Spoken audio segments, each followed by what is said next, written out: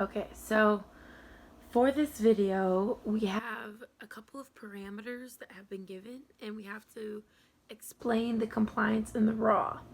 And so our parameters are a PIP, which is a PIP, the peak inspiratory pressure of 35. We have a plateau pressure, which is an inspiratory hold maneuver. That's gave us a result of 25. We have a PEEP, which is pressure that you exhale to. That's your new baseline. That's 5. And then the tidal volume given was 550 milliliters. Looking at those parameters right off the bat, you can tell that this patient's going to be a little bit larger. A PEEP of 5 is pretty typical. Their PIP is a little bit higher than I'd like to see, usually somewhere in the 20s. Makes more sense. And then a plateau just depends on how much pressure is needed to hold those alveoli open. And so when I calculate it, going into raw, you take the PIP and you're going to minus the plateau from it. So that gave you 10. And that's kind of on the high side of the normal range, because normal is about 5 to 10.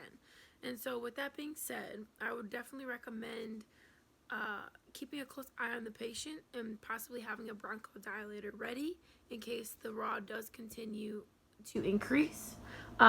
Also then going to the compliance. Your compliance, you take the tidal volume over the plateau minus the peak. So that gives you 550 over 20. And when you do the math, that comes out with a result of 27.5. Now that's pretty math heavy, but what that's saying is your compliance range is usually 40 to 60 and the patient's at 27.5. So the compliance is low. And that means that the patient has what we consider more stiff lungs, or that they have a decreased compliance. So it's harder for the alveoli to distend open, which is a sign of restrictive disease conditions. These can, as I previously said, include pneumonia. It could be a pleural effusion. It could be ARDS. It could be a lot of conditions where it's harder for the alveoli to distend.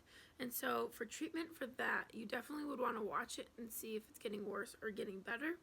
But depending on the condition is how to treat it. So if it's pneumonia, you want antibiotics. If it's something else, you might need Lasix.